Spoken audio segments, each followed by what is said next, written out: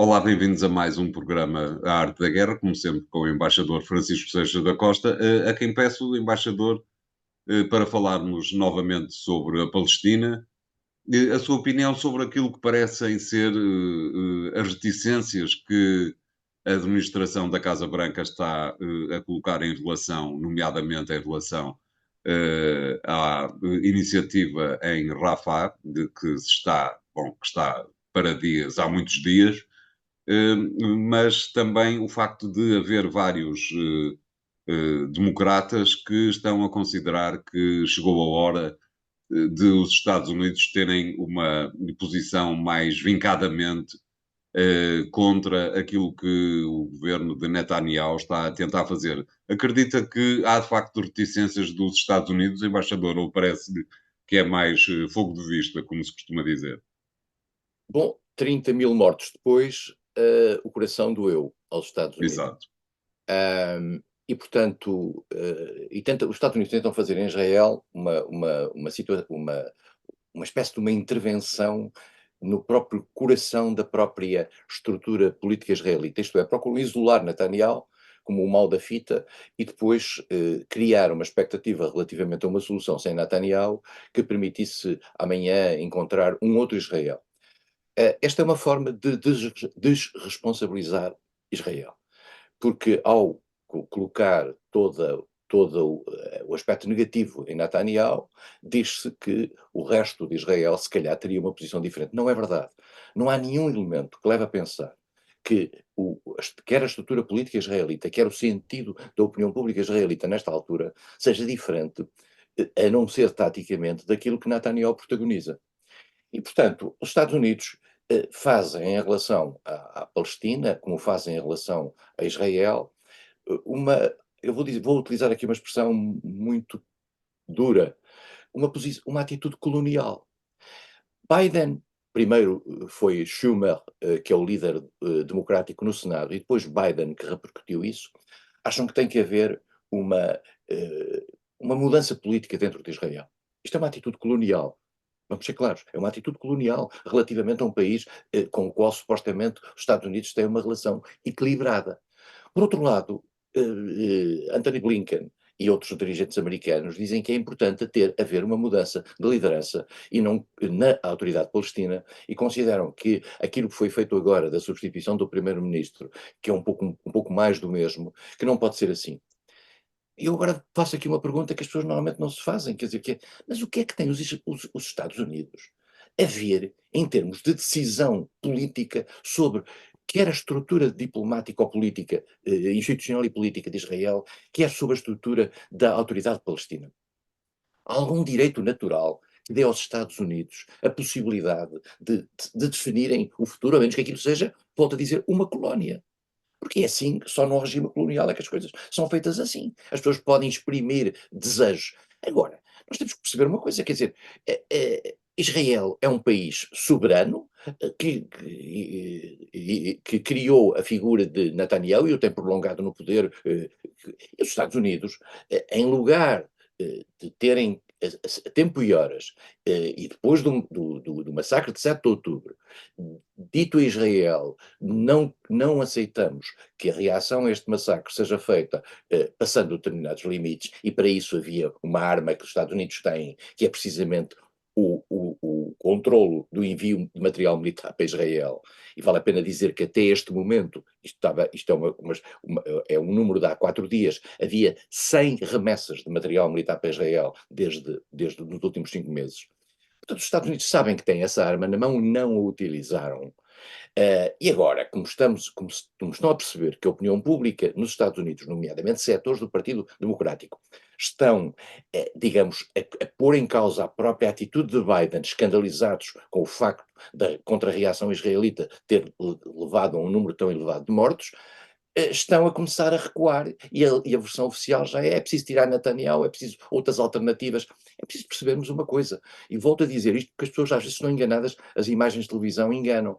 Aquelas pessoas que vão para a rua contra Netanyahu não estão minimamente contra as políticas de Netanyahu em Gaza. Estão é contra a ineficácia das políticas de Netanyahu para trazerem de volta os reféns raptados pelo Hamas.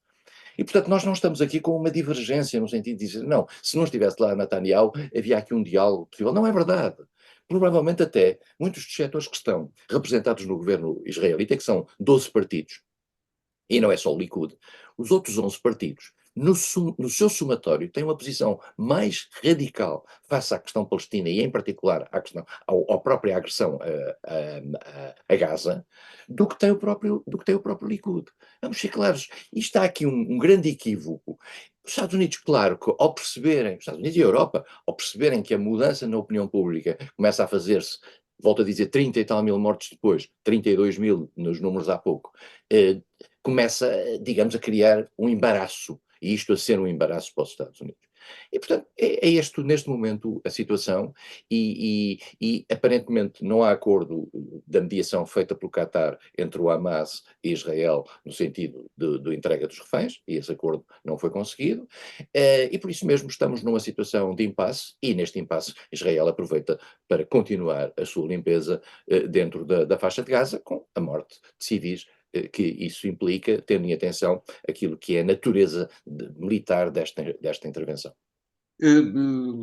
Correndo o risco de parecermos alinhados com o resto do mundo, e de alguma maneira vale a pena estarmos alinhados com o resto do mundo, correndo o risco de considerarmos que Donald Trump vai ser o próximo presidente dos Estados Unidos, como é que comenta as últimas palavras sobre esta matéria do candidato republicano, segundo as quais os judeus que votam em democratas são os traidores?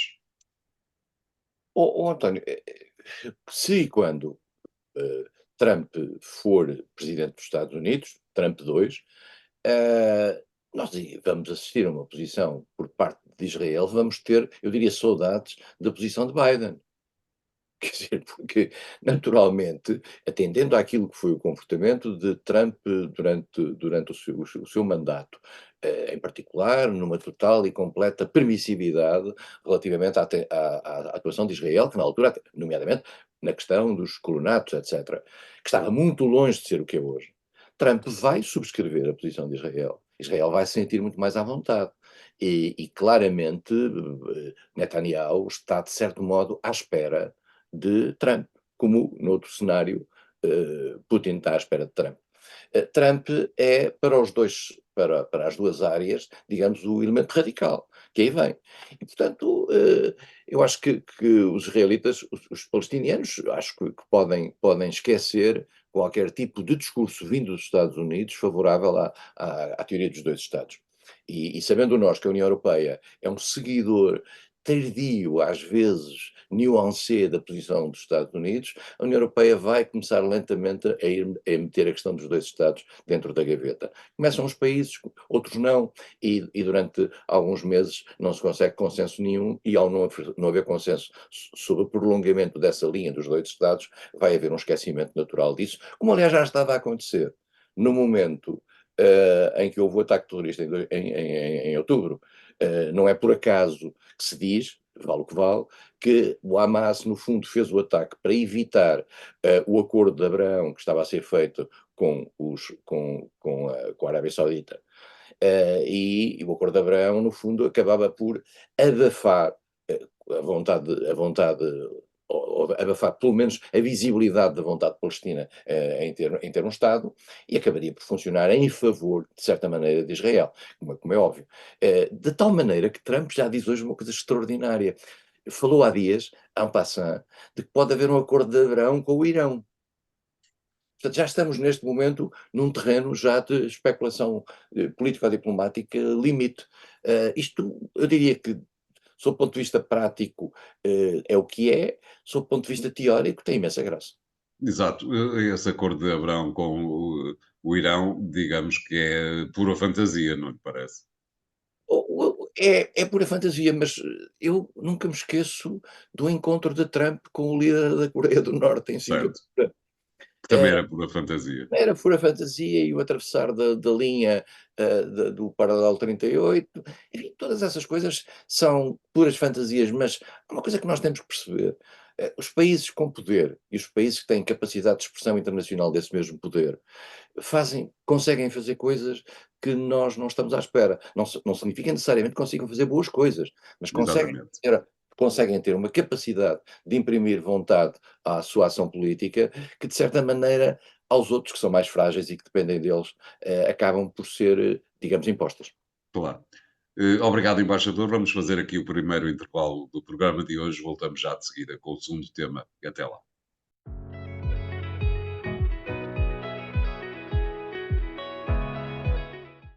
Bem-vindos à segunda parte de A Arte da Guerra, desta vez para pedirmos ao embaixador Seixas da Costa que nos fale um pouco daquilo que foi a pesada derrota de Vladimir Putin nas presidenciais russas, onde não conseguiu chegar sequer aos 90% da, nas eleições. É verdade, esta eleição, que alguma imprensa ocidental durante algum tempo tratou como uma eleição, esta eleição tem aspas. Esta eleição tem aspas porque Claro, sabemos que há vários candidatos que não conseguiram apresentar as suas candidaturas, foram afastados por razões da natureza técnica. Depois houve 3 candidatos que concorreram, todos eles com uma agenda mais ou menos similar à de Putin, embora com pequenas divergências, de tal maneira a similitude foi que imediatamente a seguir às eleições Putin os convocou para o Kremlin e estiveram em amena conversa. E naturalmente este número, que é um número, digamos, artificial, não quer dizer que não tenha havido uma esmagadora maioria de votos em Putin. claro. Eh, Isso não tenho a mais pequena dúvida. E os observadores ocidentais, a não ser aqueles que, digamos, que gostam de colar a realidade às suas fantasias, concordam na esmagadora maioria que Putin tem hoje um apoio muito alargado dentro da Rússia. E mais do que isso, concordam também, e isso também tem a ver com o discurso e com a narrativa que Putin tem tido nas últimas semanas, que Putin está mais à vontade agora do que estava há um ano. A circunstância da Ucrânia não ter conseguido fazer a sua contraofensiva, a circunstância da Rússia estar numa situação pressionante, a circunstância de se aproximar, a expectativa da chegada de Trump, a questão de uma certa hesitação e um debate dentro da Europa com soluções limite em jogo, está a levar Putin a um discurso de afirmação, de vitória, no sentido de dizer que está a levar, digamos, a bom porto aquilo que são os seus objetivos. Se isso significa necessariamente que Putin vai encontrar-se no final do ano 2024 com uma grande vitória, nomeadamente no terreno, chegada a Kharkiv, avanço sobre Kiev, tomada de Odessa, ligação à Transnistria, etc., não é totalmente seguro. Há neste momento um grande esforço no sentido de municiar e dar força militar à Ucrânia por parte dos países ocidentais. Eh, Há nos últimos dias um conjunto de informações cuja, digamos, confirmação só o tempo dirá, de ida de material de guerra muito forte através de vários países europeus em direção à Ucrânia. Não sabemos o que é que isso significará, não sabemos se a França estaria disponível, no fundo, levando à prática aquilo que foi a tomada de posição de Macron, de fazer uma espécie de uma testa de ponte dentro da Ucrânia, com algumas forças regulares ou irregulares, tipo legião estrangeira ou qualquer coisa, porque se nós dizemos, como o Macron disse, que vamos fazer uma espécie de ambiguidade estratégica no tocante à questão da Ucrânia, isto é, não saber até onde é que vamos, esse não saber até onde é que vamos também cria um dilema estratégico à Rússia, porque uma coisa é a Rússia reagir a uma entrada maciça de tropas terrestres, digamos, da NATO ou de países NATO, pode não ser da NATO, pode ser só de países NATO. Mas o que a lógica aponta é o seguinte: se países NATO entrarem na Ucrânia com as suas tropas, franceses, polacos, estónios, letões, lituanos, a NATO está envolvida. Bom, a questão é o seguinte, é que a Rússia pode considerar que quando esses países entram no território ucraniano numa guerra que a Ucrânia está a disputar com a Rússia, eles acabam por entrar em guerra com a Rússia. E como tal, a Rússia considera que esses países são alvos legítimos na questão militar da própria Rússia. Mas ao serem alvos legítimos da própria Rússia, levanta-se a questão. Então, esses países estão protegidos, teoricamente, pela NATO, pelo artigo 5º do Tratado de Washington, no sentido de que um ataque a esses países significa um ataque a todos, isto desencadeará uma resposta por parte da NATO? Quando a decisão não é NATO, a decisão é do país, que pode ter mandado por lá tropas. E é este dilema estratégico que isto levanta para a Rússia. Como é que a Rússia vai reagir? por meios convencionais, isto é, o que é que ela pode fazer mais com meios convencionais que tem? Nós temos de perceber também que a Rússia, de certa maneira, no plano convencional, está a esgotar as suas opções. A Rússia conseguiu avançar em determinadas zonas, não conseguiu tomar a Ucrânia, não conseguiu tomar a parte fina, a parte do sul ocidental da Ucrânia e não conseguiu evitar a chegada da Ucrânia ao Mar Negro. Se não conseguiu fazê-lo até agora, como é que vai conseguir fazer no futuro com forças convencionais? Só pode ir com armas de outra natureza. Que armas de outra natureza tem? Não são os drones, não são os mísseis. Isso a Rússia já tem usado. As armas de outra natureza são de natureza nuclear, de dois tipos. Armas nucleares táticas, que são de dimensão limitada em tipos de ação, armas nucleares estratégicas, que são de natureza global. As estratégicas fora de causa, porque senão não estávamos aqui a falar, digamos, é a guerra mundial aberta. As táticas nunca são utilizadas, nunca foram utilizadas. Em parte nenhuma. As armas nucleares táticas nunca foram utilizadas em parte nenhuma. Portanto, nós não sabemos exatamente qual é a eficácia prática disso e quais são os efeitos, por exemplo, em termos de radiações, que passam para além das fronteiras. E o passar do efeito de radiações para além das fronteiras significa, por exemplo, que a entrada de uma nuvem, de um ataque nuclear limitado feito pela Rússia na Ucrânia, essa nuvem radioativa entrando na Polónia significa um ataque à Polónia? Pode isso configurar um ataque a que obriga uma resposta no quadro do artigo 5º do Tratado de Washington? Estamos aqui numa zona desconhecida. E, portanto, por isso mesmo é que as pessoas estão muito preocupadas, há muita gente muito preocupada, eu estou muito preocupado, devo confessar, com a possibilidade da França querer levar à prática uma espécie de teste à Rússia, porque nós do outro lado, no lado russo, nós não temos a certeza como é que a Rússia vai reagir. Disse, mas também, se não temos a certeza também não vamos testar. Não é porque se a reação é demasiado longa, mais forte, há uma pergunta que nós temos que fazer, e eu sei que esta pergunta é muito desagradável, dizer lá algo. Eu não sei se a liberdade de algum território da Ucrânia vale uma guerra mundial. É Certo. isso que eu gostava de dizer. A questão então é a alternativa nesse quadro, que será com certeza um quadro extremado, mas que é claramente real, não estamos a falar, o embaixador não acabou de fantasiar. A alternativa é a Europa impor, de alguma forma, ou tentar impor, uma paz negociada, qualquer que seja a paz negociada. A Europa não consegue impor uma paz negociada porque tem várias Europas dentro da Europa. Há uma Europa que está quase pronta para partir para dentro da Ucrânia, para ajudar os ucranianos. Há uma Europa que tem muitas reticências relativamente a isso. Para além disso, a Europa não é, digamos, o sujeito da oração militar na Ucrânia. O sujeito da oração militar são os Estados Unidos. E por isso mesmo, a resposta a qualquer pergunta que se faça sobre o futuro militar e negocial e em termos de paz na Ucrânia é dada em Washington e em mais nenhum sítio. Não é dada em Kiev, vamos ser claros. Para Kiev, Washington é que decide. Vamos ser Isso claros. coloca aos europeus outro problema, não é, embaixador? Isto é, não sendo uma guerra à porta de casa, não sendo uma guerra no quintal de baixo, os Estados Unidos nem sequer pensam em termos de sobrevivência da população.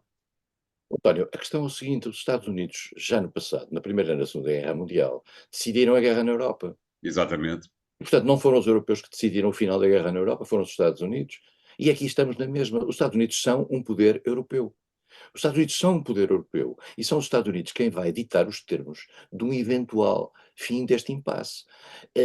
Tanto no que fosse o prolongamento da guerra, com todos os riscos que isso implicasse, nomeadamente uma ação de natureza nuclear por parte da Rússia, quer no sentido de obrigar a Ucrânia a uma paz negociada, que significaria o sacrifício de parte do seu território e provavelmente a mudança de poder em Kiev. A Europa aqui tem um belo discurso, mas as palavras não são balas. E, portanto, a Europa já se provou que não tem balas suficientes como aquelas que tinha prometido à Ucrânia e que não consegue dar. E esta posição da França, que é uma posição de retórica para mostrar que é um país, que é uma potência europeia, porque hoje em dia, em particular depois da saída do Reino Unido da União Europeia, a França e a Alemanha são os dois poderes europeus. Do ponto de vista militar, a França muito mais importante, a Alemanha cada vez mais politicamente e no futuro mais importante. Mas vivem numa rivalidade entre si. E estão polarizadas por vários países europeus que têm leituras diferentes da situação ucraniana. Não, mas parece que estão a esquecer que de facto quem decidirá no final tudo é Washington. Claro. Cá estaremos para apreciar tudo isso lá mais para a frente. Obrigado, embaixador. Vamos fazer aqui o segundo intervalo do programa de hoje. Voltamos já de seguida com o último tema. Até lá.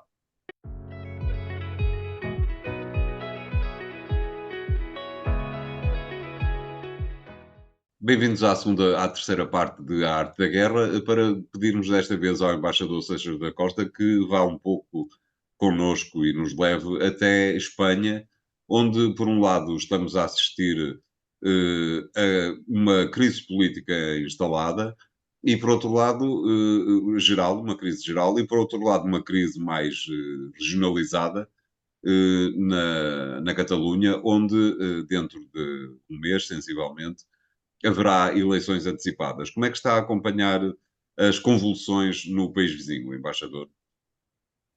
Eu devo dizer que nas últimas semanas, quando as pessoas estavam muito preocupadas e empenhadas na luta política interna em Portugal, e na crispação que estava a atravessar essa luta política interna nas televisões, nos debates, etc., eu dizia-lhes, porquê é que não vão no fim de semana a Badajoz Exatamente. para perceberem o que é verdadeiramente uma crispação? O que está a passar em Espanha é hoje, sob o ponto de vista político, de uma tensão e de uma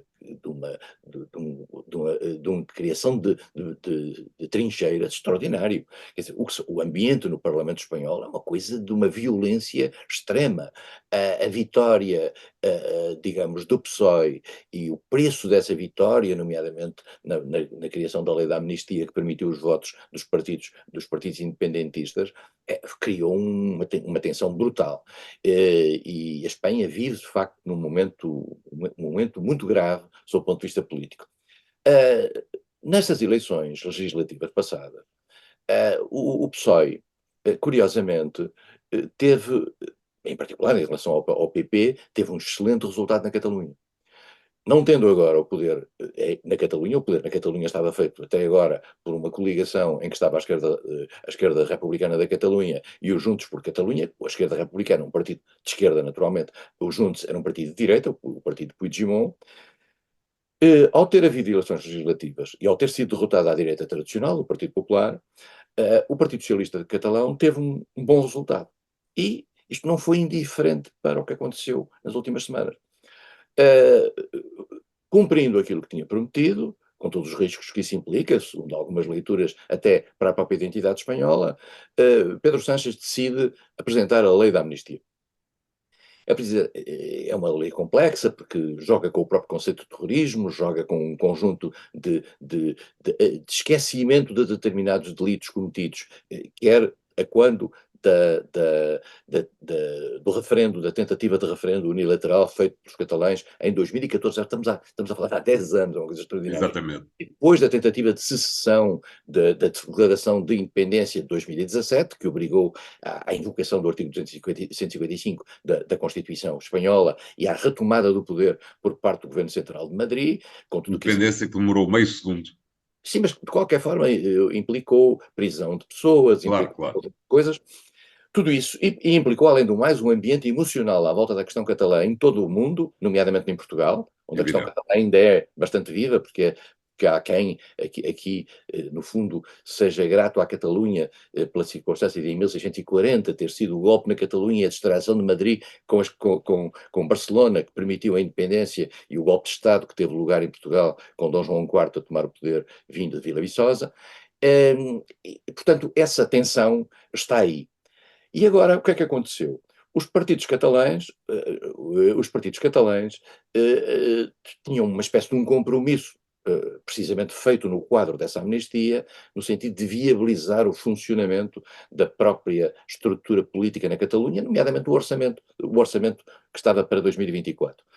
E chumbaram esse orçamento. E perante isso, Pedro Sánchez decide não avançar com um novo orçamento para 2024, avançar já com um orçamento para 2025 e fazer eleições antecipadas, tentando cavalgar aquilo que foi a sua popularidade nas eleições legislativas e tentando cavalgar também a tensão que existe entre a ERC, a Esquerda Republicana da Catalunha, e os Juntos por Catalunha, e, portanto, apanhando-os rapidamente. Então o que é que vai acontecer? Vai acontecer que em maio vamos ter eleições, e essas eleições serão eventualmente quase simultâneas com a decisão final sobre a amnistia. Porquê? Porque a amnistia nas Cortes espanholas implica ir ao Senado. No Senado há uma maioria do Partido Popular que vai votar contra, mas só pode votar contra e só pode segurar o assunto durante 2 meses. Ao final de 2 meses, isso volta ao Parlamento. E ao voltar ao Parlamento, há uma maioria garantida, não muito grande, ela já foi testada em primeira leitura, 177 contra 144, 174, e, portanto, vai ser aprovada. Depois há uns dias já não sei exatamente por razões de natureza formal, mas as coisas praticamente coincidem. E, portanto, o que é que vai acontecer? O Partido Socialista da Catalunha, que agora não tem o poder, e o líder do governo da Catalunha é Pere Aragonès, que é da esquerda republicana da Catalunha, pode eventualmente regressar, coisa que já não tem há 14 anos, pode regressar ao poder na Catalunha. E isso dava a Sanches uma grande força, até no sentido nacional.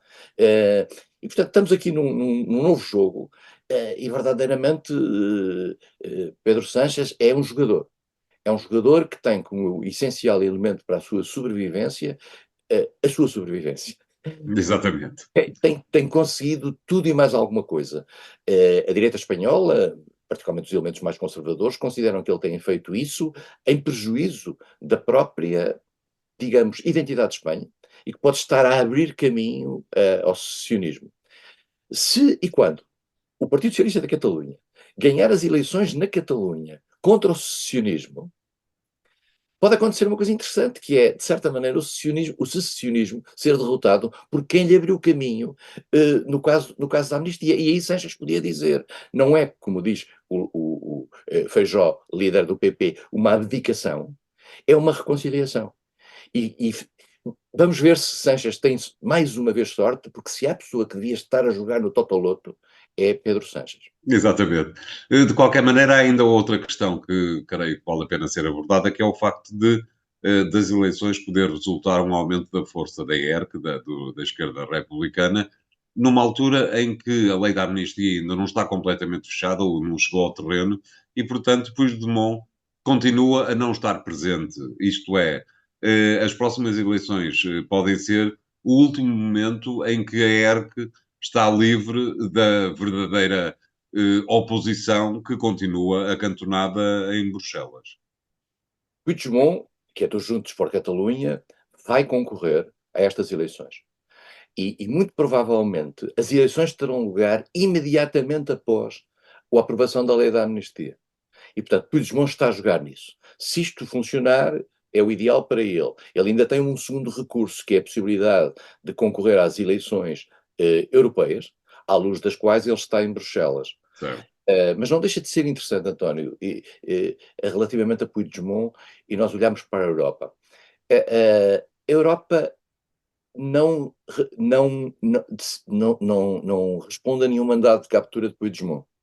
O que significa que a Europa tem ela própria uma leitura diferenciada sobre os direitos dos cidadãos que andam pelo terreno europeu. Nós temos uma livre circulação dentro do terreno europeu, mas não temos, em matéria de justiça, uma leitura comum.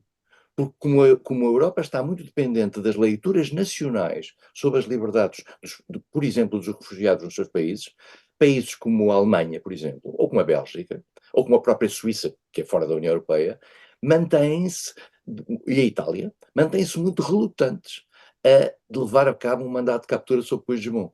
O que significa, portanto, que a Europa, em matéria de justiça e assuntos internos, nomeadamente, digamos, mesmo contra o trabalho feito por um homem que fez um grande trabalho nessa matéria, que é António Vitorino, que começou como comissário europeu nessa área, foi o primeiro comissário europeu nessa área a partir do ano 2000, há 24 anos, a Europa está ainda muito dividida nessa matéria. E Puigdemont joga nesses interstícios para ir sobrevivendo. E essa sobrevivência dele também, no fundo, acaba por se cruzar com a sobrevivência de Pedro Sanches. Exatamente. Estaremos aqui para continuar a acompanhar esta matéria, até porque creio que muito pouco tempo depois das eleições na Catalunha haverá eleições no País Basco e a correlação de forças manter-se-á também importante para o todo nacional, que é a Espanha. Obrigado, embaixador. O programa fica hoje por aqui. Continuem a segui-lo nas versões que encontram nos sites do Jornal Económico e para a semana cá estaremos uma vez mais. Até lá, obrigado.